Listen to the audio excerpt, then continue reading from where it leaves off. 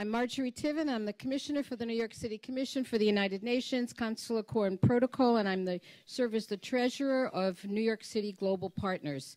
First, I want to thank Columbia University, our host today and co-sponsor, and thank President Bollinger, Senior Vice President Robert Kasdan, Political Science Professor Esther Fuchs, who's serving as our moderator, and will come to the podium later on, and also mention that Mayor Feldberg, who is the Dean Emeritus at Columbia Business School, serves as Global Partners President. Global Partners has produced 8 summits, all in partnership with city agencies. This one with the New York City Department of Education. Of course, it's their best practices and their work and their fabulous team that made this summit possible. And we also want to thank all of our international panelists for their expert contributions. We had fabulous panels this morning, and there are workshops all afternoon. The underwriter of today's summit events is at Columbia is Pearson. Our other parts of this 3-day summit were underwritten by Bank of America, Verizon, and the Mayor's Fund to Advance New York City. Thank you to all donors and board members of Global Partners. There is a full list on the cards at your table. Now I have the honor of introducing someone who's made a profound difference in the lives of countless New York City children, Chancellor Joel Klein. How lucky we are.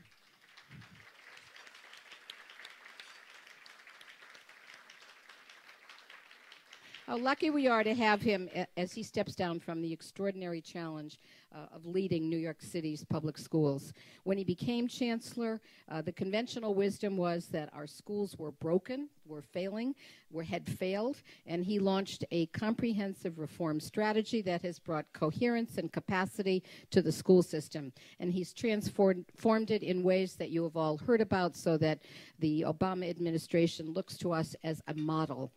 Joel is no slouch. As everybody knows, he's led a system of 1,700 schools with 1.1 million students and 136,000 employees. He did it with great passion and great results. Joel Klein is a graduate of the New York City Public Schools and Columbia University and Harvard Law School. He served as Deputy White House Counsel to President Clinton, Assistant U.S. Attorney General in charge of the Antitrust Division at the U.S. Department of Justice, and as Chairman and CEO of Bertelsmann. Joel, on behalf of city government and the city's children, we're grateful for your service. Please welcome Joel Klein.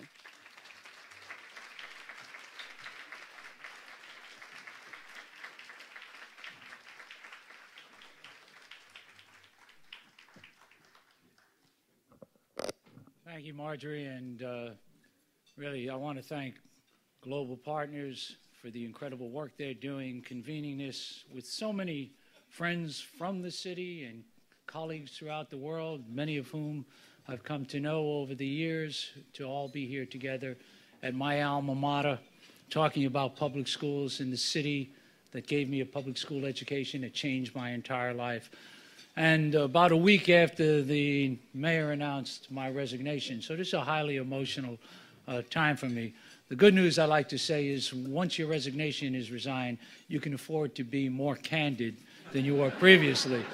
So you'll get me unvarnished today. And those of you who don't know me, that's saying something, because even varnished, I'm unvarnished. But unfortunately, the other half of that is since the mayor announced it, it's really been a whirlwind in our city.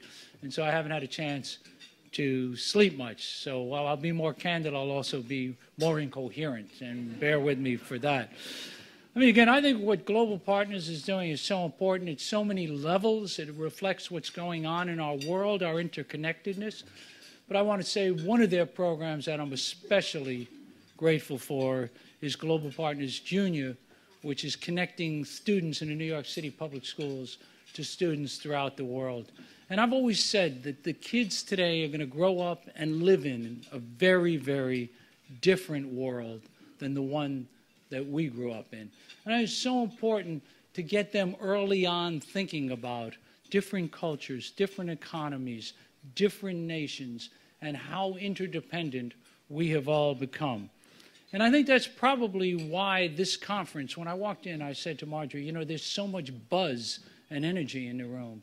And I think that's a tribute to the fact that education globally has really become sexy. And I think that's a good thing, because when I started this job, it was really viewed as a backwater in so many ways, but certainly in the U.S., and now I see throughout the world in the work I've done in other countries, and I've been privileged to work with a number of other countries, et cetera. And people really are trying to think very differently about the educational challenges we face. And I want to talk about it in two dimensions today. The first, which I really hope people can wrap their head around, there are really two big points that I want to make. One is we're educating children today for an entirely different world. It's not just the global dimensions of that world that they need to understand, but it is an economy that is entirely different from the world in which I grew up in the 1950s. If I convince you of nothing else today, I hope you will take a good look at a book by two Harvard economists. And being here at Columbia, I shouldn't do this, but as I said, what the hell. So Claudia Golden and Lawrence Katz. It's called The Race Between Education and Technology. And what it points out is that the kids of tomorrow will compete in an entirely different economy, and the skills they will need will be very different. Let me give you one statistic that just strikes me as so powerful. In 1950, when I was growing up in New York City, about 60% of our workforce in the United States had not completed secondary school, and about 8% were college graduates. Today, about 8% haven't completed secondary school, and almost 40% are college graduates, and that is going to accelerate. That's not going to stabilize, that will accelerate. And the pay differential has more than doubled for somebody who dropped out of high school compared to a college graduate. So the challenges we face are enormous. Now, the second point that I want to make, and I'm somewhat humbled making it, there are people in this room doing such exceptional work throughout the world. And, you know, one of the things in many places America said, we lecture others too much. Well, in education, we really should be listening to many others in many ways, people doing extraordinary things, because education is a place where America really is falling behind, as the mayor said this morning. And so I want to talk to you looking through that particular telescope. I've been here for 8.5 years. Unlike many people in the room, I wasn't a career educator, have a deep passion about education as being the fulcrum through which human beings live the American dream. That is, really come from nowhere and rise to extraordinary heights in our society. And a deep sense when I took this job, I was fortunate to be picked by the mayor a little over 8 years ago, took this job, a sense that the public education system I went to in the city was very different from the one that I was going to take over in 2002. And I like to look at this through that lens, both from the city and the nation, and tell you what I think I have learned, and hope I challenge you. And let me also say, I do hope you find what I say controversial, because unless things are controversial and we're prepared to look candidly at the challenges we face, it will not change. And certainly here in New York and in America, we need to change rapidly in order to ensure that our children are capable of meeting the demands of this 21st century, very different global economy. I like to start with a quote from about 25, 27 years ago. At that time, we had a presidential commission in America, issued a report called A Nation at Risk in 1983. And the key quote, known to so many of us, is, "The educational foundations of our society are being eroded by a rising tide of mediocrity. If an unfriendly foreign power had attempted to impose on America the educational performance that exists today, we might have viewed it as an act of war."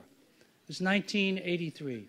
Two things have happened to them, and please get your head around these two things, because otherwise this discussion will not impact the way it needs to impact. First, from 1983, when we were a nation at risk, to today, in real dollars, inflation-adjusted dollars, we have doubled the amount of money we spend on education, twice as much. And second of all, I think it's indisputable that today we are a nation more at risk than when we were in 1983. Something is fundamentally wrong with that picture. We've spent twice as much, the demands on our children are much greater, and yet we are more at risk today. I could go through lots and lots of metrics. The mayor and Mayor Feldberg went through some of those this morning, where we are nationally, how our graduation rates, high school and college, are falling compared to the rest of the world, so on and so forth. But suffice it to say, by any relevant metric, we are not educating our kids. I wanted to be loud, but not deafening.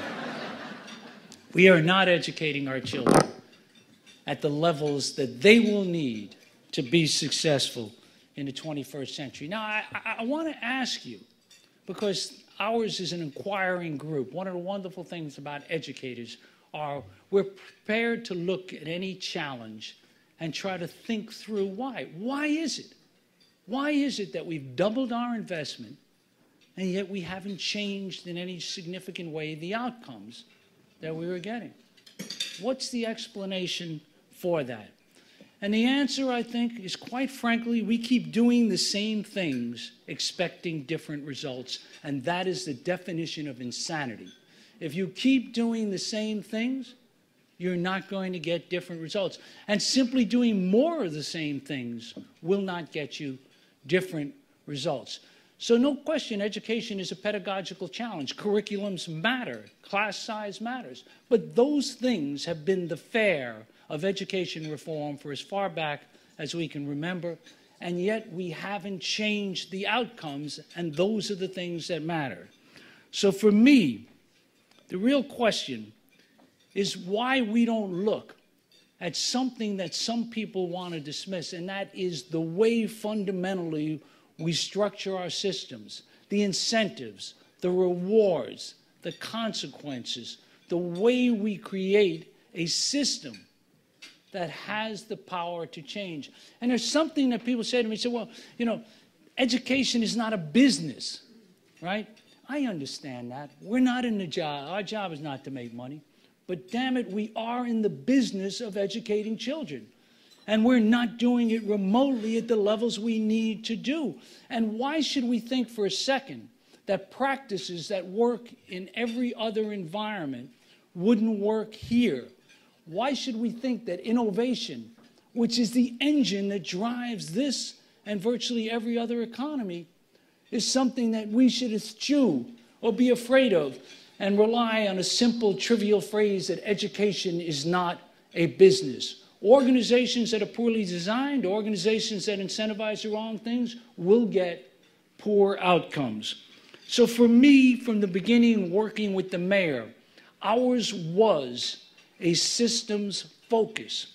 We had a vision that was unheard of in K-12 education. Michelle Cahill, who was then my senior advisor here today, she articulated it.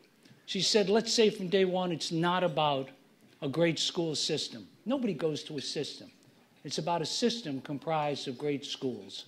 And in that shift, something powerful was said, because I have a simple end vision that no place do I know in America has achieved.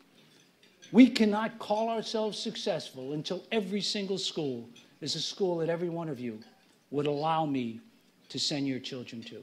And I promise you, I've asked every audience I've been to, would you allow me to randomly assign your child to a public school in New York City? And the answer is never. And I ask people to think, whose children should go to the schools we don't send our own children to?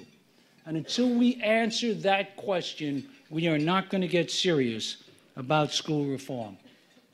So the reforms we put in place were designed to be aggressive. Last week, there was a retrospective, a whole bunch of academics talking about them. And the comment that struck me most was by the dean, the academic dean at Harvard School of Education, Bob Schwartz. And he said of New York City, it's the most dramatic and thoughtful set of large-scale reforms going on anywhere in the country, and that those reforms were getting traction. There's lots of numbers I could give you. The one I'm most proud of is today, the high school graduation rate is 20 points higher than it was when we started. That is 15,000 children a year graduating. And of that, thank you.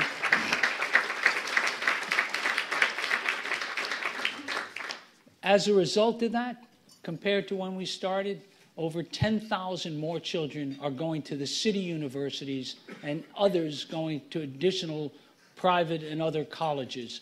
So you're thinking about the impact. You're talking about for 10,000 kids plus a chance to go to college and move their educations forward. I'd be the first to say, the mayor said it this morning, we're not remotely where we need to be. More than one-third of our children don't graduate on time. That would not have happened in the absence of two things, something the mayor grasps instinctively and something I believe deeply, which is if you don't look at the system's challenges and how we deliver this, same kind of issues in healthcare and any place else, if you don't look at those issues, you will not succeed. And second of all, if you fear controversy, you're in the wrong business. Status quos, as my former deputy Chris Cerf, who used to circulate more Machiavelli quotes than any, but status quos are fiercely defended. I run a $23 billion system. People are not going to allow me to change it and realign it and create different systems and incentives just because I went to charm school. People will push back vigorously against those kinds of changes. And if you're not prepared to engage that, then this is not the work for you. It is not the work for people who need on a daily basis to be popular, loved, or admired. And it's not the work for people who are afraid of real controversy and also people who are afraid of ever making a mistake. Because the one wonderful thing about hewing to the status quo is you're unlikely to change much, and in that respect, unlikely to run down some pathways that don't work. But if we stay there, we will continue to get the results we're getting. So let me focus on four things. They're not the only things. Lots of other things matter. Standards matter. Curriculums matter. All extended day matter. I could go through a long list. But I want to give you four ideas to chew on those long plane rides home that all of you will be taking from outside the city, and the long subway rides home for all of you in the city. As the mayor said, people in the city spend an hour and a half to go to school every day. The first is the wisest words in the entire time I've been here, and they're from, surprisingly, Albert Shanker, who is the most iconic teachers union leader in America ever. He was the head of our union here in New York, went on to be the head of the national union. Woody Allen made him famous in Sleeper. And the words I refer to are the words I live by. He said the key is that unless there's accountability, we will never get the right system. Listen to this. As long as there are no consequences if kids or adults don't perform, as long as there are no consequences if kids or adults don't perform, as long as the discussion is not about education and student outcomes, not about inputs, not about class size, not about budget, student outcomes, then we're playing a game as to who has the power.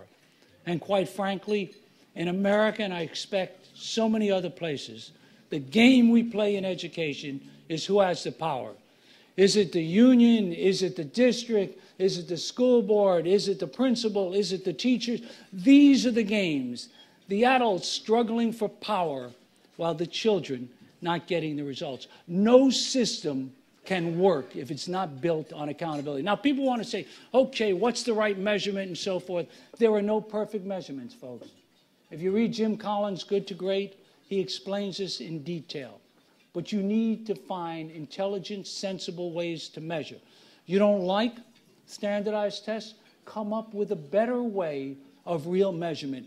But don't do what public education does, which is eschew accountability in every way possible.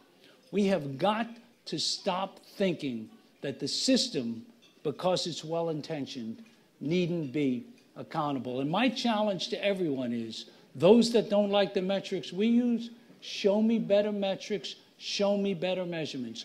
But if a system doesn't know what it's trying to achieve, then it has no way of knowing whether it's doing well or poorly, how to improve it, what things you do to drive it. So much of we have done in this city has been built off of accountability and data. Controversial though it's been, we put a letter grade on schools comparing apples to apples. Our parents like that. We put a letter grade, and those that don't perform well, we take action against. We don't believe there's a Wizard of Oz in education at the central headquarters who can wave a wand and fix a school. Schools are dynamic organizations where culture and leadership and human interactions matter. And when they become dysfunctional, and when they have low expectations, as so many do, when they explain away why poor kids can't learn, those are schools that need to be shuttered, and we're unafraid to do it. Second big idea, if I could wave a wand and change one thing tomorrow, I would make teaching the most respected, most sought-after profession in this country. In other countries here today,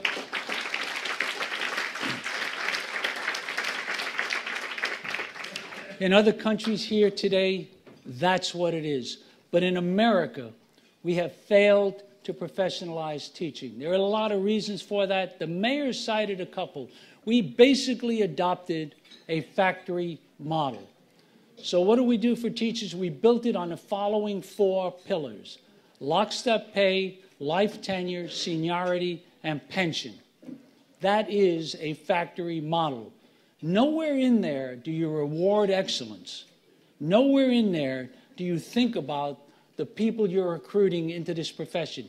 Every study shows us those nations getting the best results recruit their teachers from the top third, in some instances top quarter, even top 10% of their college graduates. We're not doing that in America. We need this country's best and brightest excited about teaching, because that will transform K-12 education, and that will also change the world for our children. So we need to move from a factory-based to a professional model where excellence becomes the hallmark. When people used to tell me a teacher is a teacher is a teacher, I used to say these people live with their head in the sand.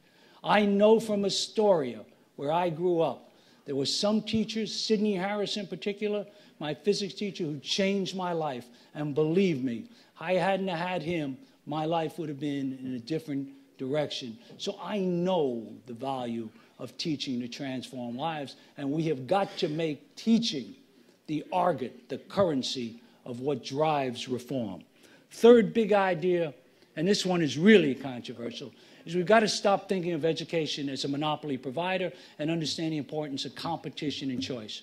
Remember when I said to you before that nobody here would allow me to simply randomly assign your child to every school in the city? Everyone here insists on choice for your children, right? If you didn't like the neighborhood school, you'd move, you'd find another school. If you had to, you'd send your kid to private school. But you would never simply say, well, that's all there is, and I will take it. Think about this. Why is it that K-12 education in America is not respected globally, but our college system is?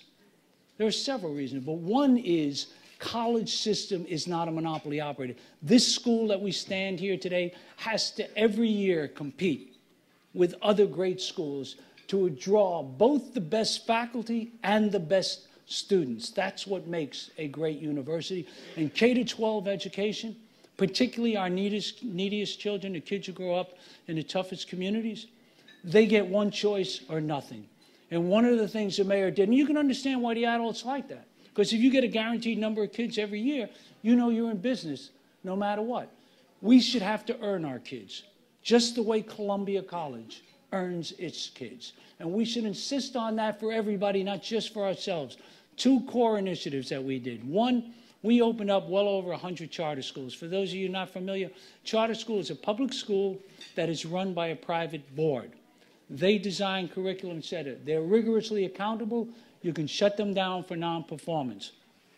We put them in our high-needs communities, and what we have created is a dynamic system of choice with 2 outcomes. Parents much more demanding, and in fact, nearby schools understanding the importance for them to improve to make sure that they become competitive. Competition works throughout every sector of the economy. It can help us in K-12 education. Every study that's been done, 2 in particular at Stanford, show that those charter schools in what's the equivalent of double-blind studies, people who applied and got admitted, people who applied and didn't get admitted, that they got much, much better results. We did a similar thing with our high schools. We've opened up over 250 new high schools, replacing large failing schools in this city, and we gave all our students choice. And once again now, there's no dispute. A recent study by MDRC, one of the leading educational researchers in this country, showed, studying over 4 years, dramatic differences, kids who were applied to those schools and kids who got in and didn't get in. So it's truly double-blind, dramatic differences in the results we get, including 7-point difference in our graduation rate, which is about 1/3 of the achievement gap in this city. So let's stop thinking that competition is somehow a no-no in public education. We insist on it for our kids. We should provide it to all kids. And the fourth thing goes back to where I started. When is innovation going to become a driver? I want all of you to tell me how much innovation is going on in your systems. You know, if you fell asleep in America 150 years ago, it'd be one teacher, 30 kids in a classroom. And if you woke up 150 years later, it'd be one teacher, 30 kids, right? And what we'd have is this goofy thing called a computer lab. Like, we need to teach our kids how to use, that's a skill. Our kids know how to use a computer. The question is, why aren't we using a computer to change the way we deliver instruction to our children? Why aren't we thinking entirely different ways about the models that we use? In New York, we're doing that. You're going to see one of those tomorrow, the School of One. Cutting edge, got at the top of Time magazine. Cutting edge, one of its 50 great inventions of last year. I've got a program, there's a man here from an Israeli group called Time to Know. It's got really rich content in a dynamically engaging program. I met with the kids in a school in central Brooklyn last week. The content enables the teacher to be so much better. Think about it this way. Not everybody can deliver a great lecture on the Civil War, but there are some people who can light your mind up, including the teacher's mind. And why aren't we bringing that now to kids? When I was a kid, I loved physics. I studied Richard Feynman, the great Nobel Prize physicist. I studied his lectures at Caltech. I have never seen people lecture like Richard Feynman did on physics. Why would we possibly deny that? Why do we stick with a model that says a teacher has to plan a different or sometimes multiple lesson plans each day rather than use technology and innovation? I've got a school we just opened, a New American Academy. 4 teachers responsible for 60 children collectively. One's a master teacher, and it's hierarchical down through an apprentice. They stay with them for 6 years. Is it going to be the greatest thing since sliced bread? I don't know. But why are we afraid to innovate?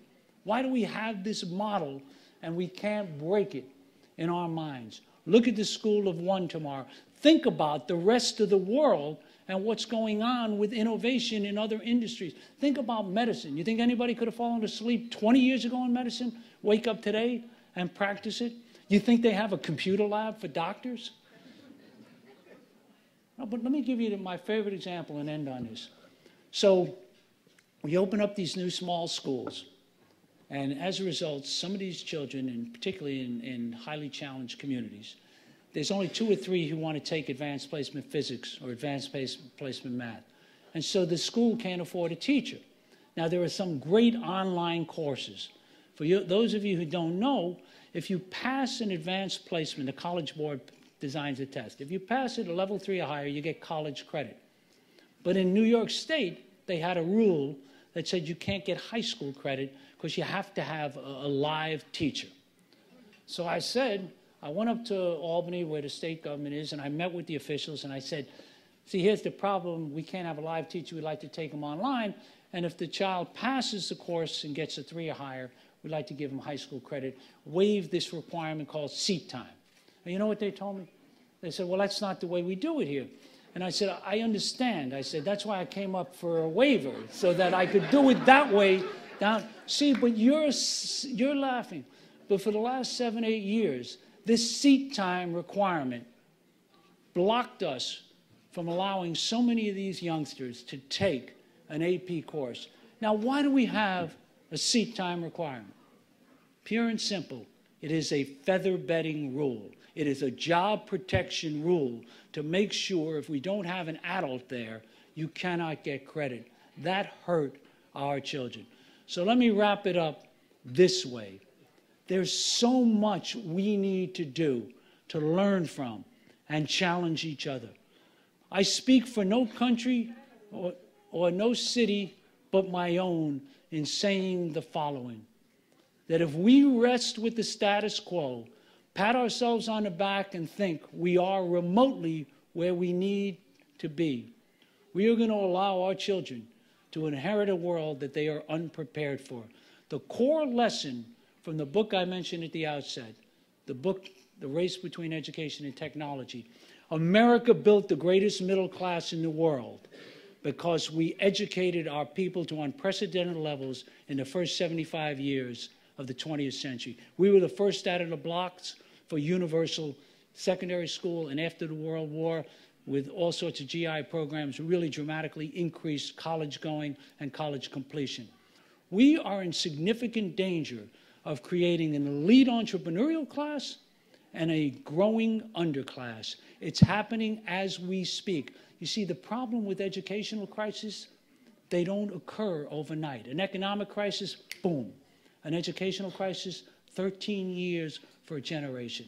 We have got to challenge ourselves, not to think a little bit differently. We've got to stop being incremental and realize, certainly in my city, I believe in my nation, we have got to realize that if we're afraid to be bold, we will fail. And if we keep washing ourselves with the same warm water and telling ourselves with the same soporifics that a little more of this or a little bit of that is going to get dramatically different outcomes. It may be comfortable for the adults for whom the status quo works quite well.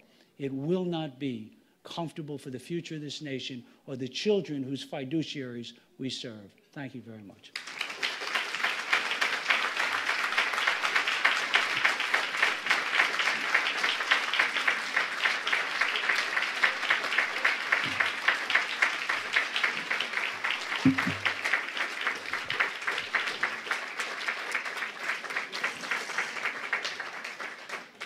The Chancellor has agreed to take some questions.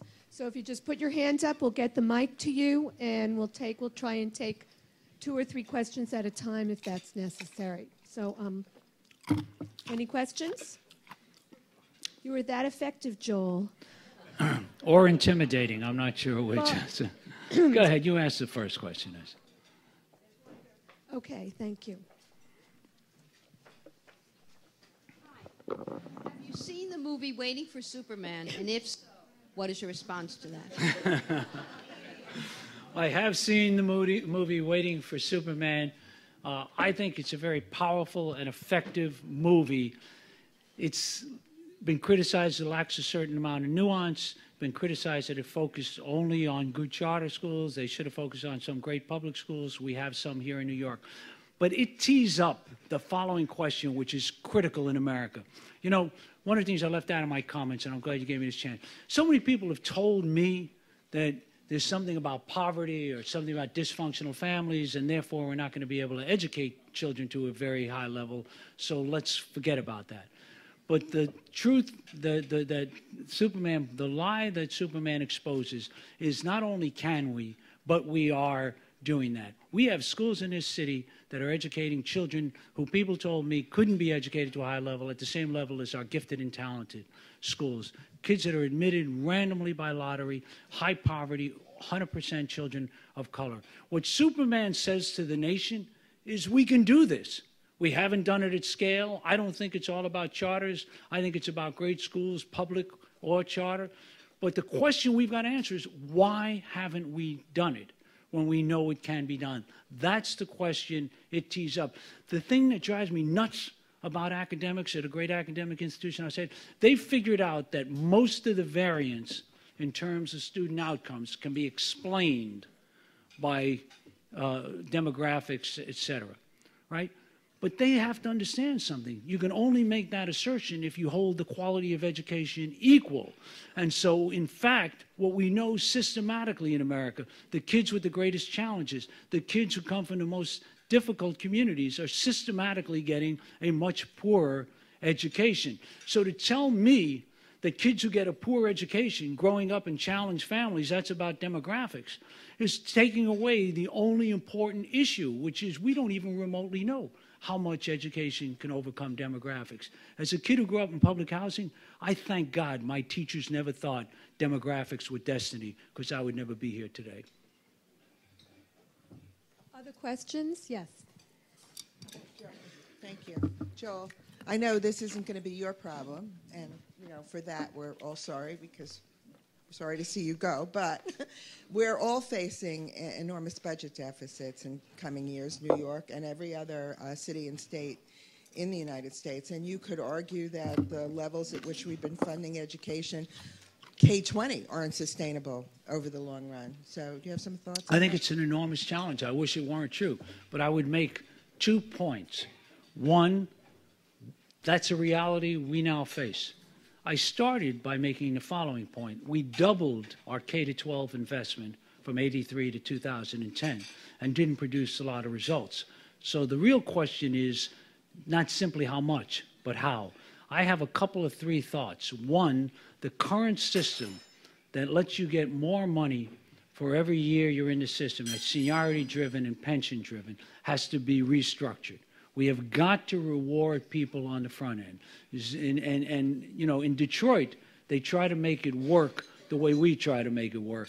And thank goodness, if you see what's happening with GM today, a revitalized industry that's built much more on excellence rather than job security and lifetime pension can work. Second thing, Susan, I think we all have to think about how you use technology to really grapple with these issues. There's a lot more we can do. My example, which is slightly humorous, but to a point, why can't we say, particularly in middle and certainly in high school, that a lot of our kids, a period a day, a couple of periods a day, are doing online coursework? There's ways for us to think differently. Nobody would like to see education funded at a higher level than I would. I believe deeply in it. But when you're faced with an economic challenge, at least certainly when my family was, people came together and thought, what are better ways to do these things? We need to think about that together in education. When you ask a question, please identify yourself. That was Susan Furman, the president of our Teachers College here at Columbia University. Thank you, Susan. Next question, please. Hi, how you doing? I'm Brian O'Connell. I'm principal of Scholars Academy, a public school in Rockaway. It's a 6th grade through 12th grade school. I want to first thank the Chancellor and Chancellor's office, because this year there's something called conceptual consolidation, which enables principals who are empowered to leverage their resources and spend their money on priorities for the school that will really impact those student outcomes. One of the issues that we were able to impact in our school, you're talking about technology, Chancellor Klein, was Spanish instruction, for example.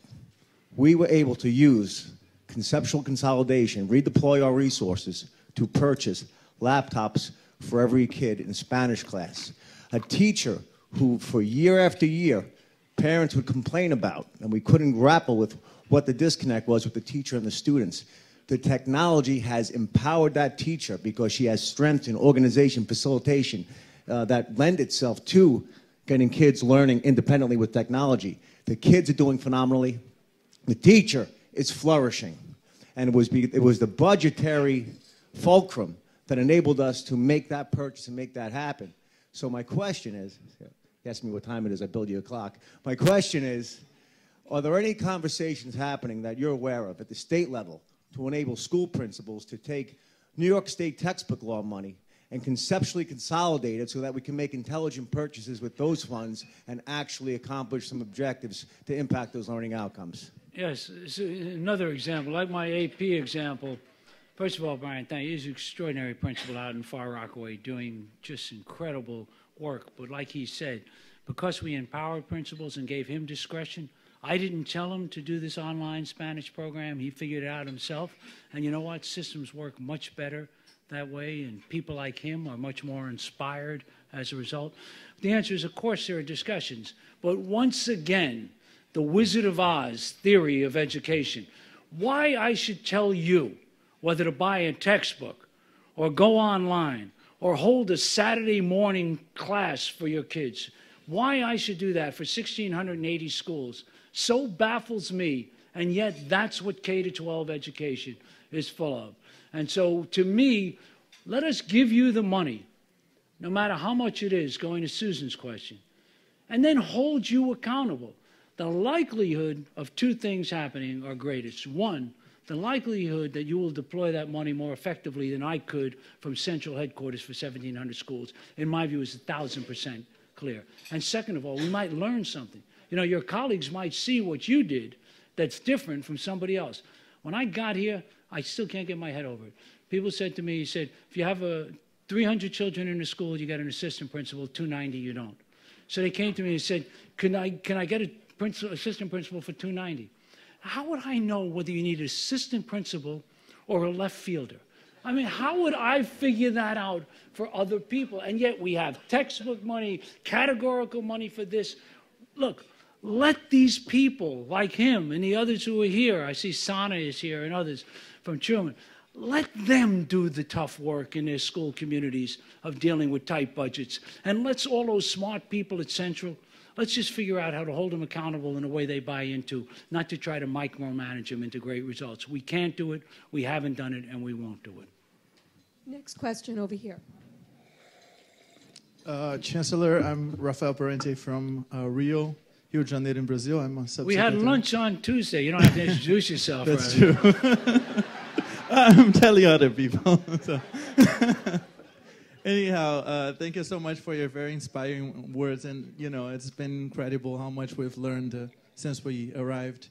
And for sure, we'll take so much of new things to apply in Rio. But I was just wondering if there were any things that you wish you could have done during all this revolution in public education in New York and you couldn't, or what would be the next big step in New York City's public educational system? So I'd say, first of all, two things. And, you know, we had the privilege, Claudia, I heard, was spectacular on the panel today. I'm not the least bit surprised, but we had the chance over lunch to learn from you and some of the incredible tough work you're doing in the favelas and everything. And I am just inspired by your willingness not to say that kids who face the toughest circumstance, somehow we can only educate a little bit. So in that respect, really, it's inspirational. To answer your question, I'll give you the best advice I can give anybody. And I learned it actually from a friend called Michael Barber, who did this work for Tony Blair in the period about in the turn of the 21st century. And when it was all over, Barber and Blair sat down, and Michael said to the Prime Minister, then former Prime Minister, he said, what should we have done differently? And he said, one thing, we should have been bolder.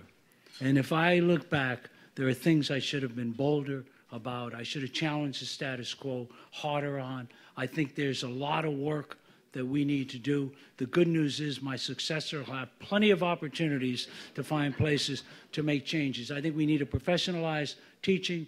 I think we need to move much more aggressively in this dynamic, innovative way. I wish I had started that sooner.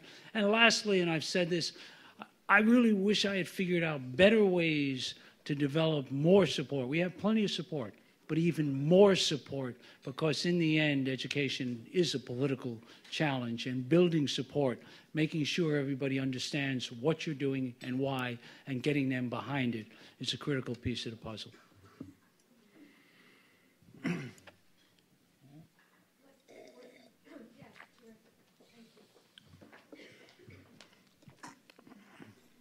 Excuse me, I'm from Rome. I speak a little bit English. I would like to ask you if you think it's important to work on preschool from 3 to 6. Since we in Rome, we had a big number of schools, and we realized that it can be successful for the future performances in the school system to have this opportunity to the first years of for the children to have this kind of experience. So if here in New York City you think for a special program in it, and And also that I'm here and I would like to cooperate with the city because we can offer also our experience in our school. We have also a special program for sport and also the alimentary la ristorazione in the school.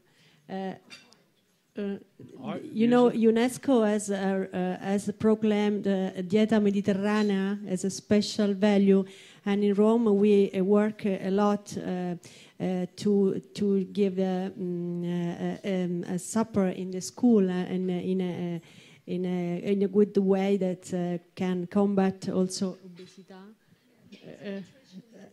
Yeah.